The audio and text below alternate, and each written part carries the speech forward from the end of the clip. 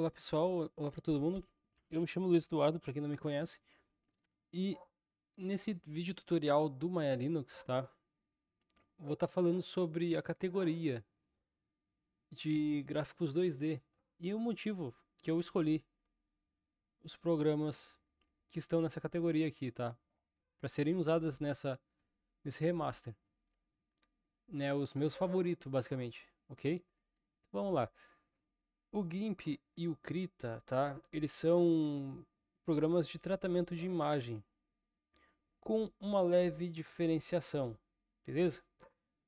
O GIMP ele é um tratador de imagem original. Já o Krita ele faz mais ou menos o papel do Illustrator, tá? Da Adobe, com uma, uma cara do Photoshop, tá?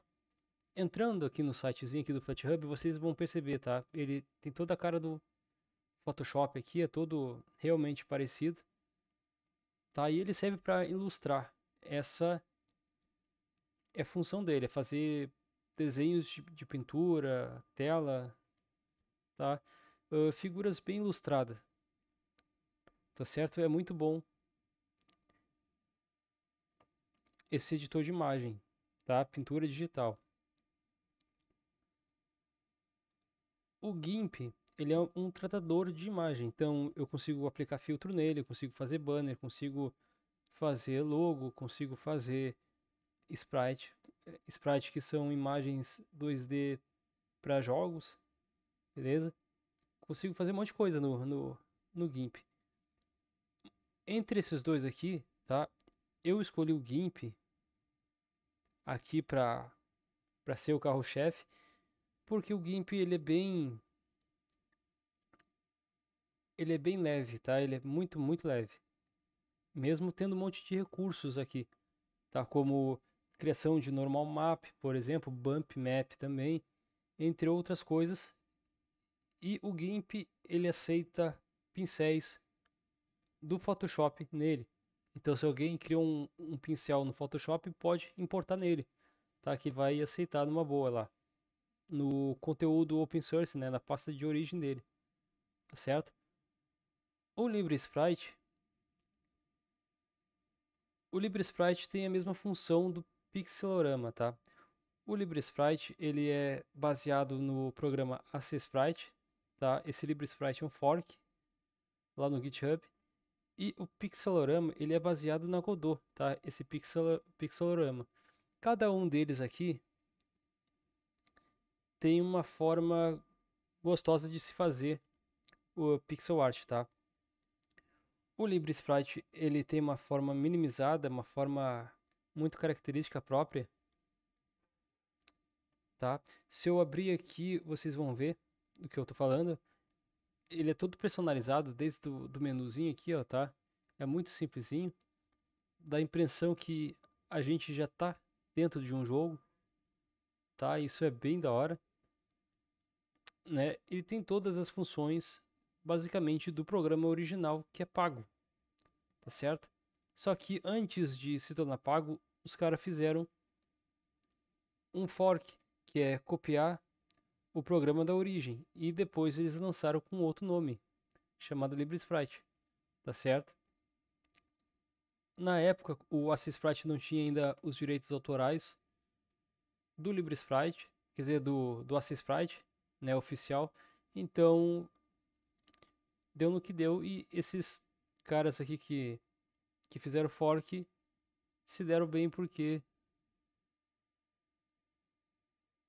eles puderam dar continuidade a esse projeto open source, tá? LibreSprite, através do fork deles. Opa, fechei demais aqui. Fechei o site também. Vou abrir novamente ali o site.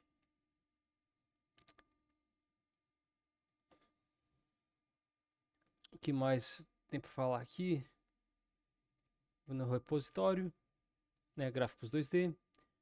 O Pixelorama eu não escolhi ele porque eu achei ele um pouquinho mais pesado do que o LibreSprite, tá?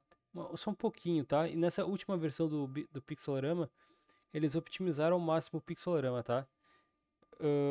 Tá bem suave, bem mais rápido do que anteriormente, o pixelorama.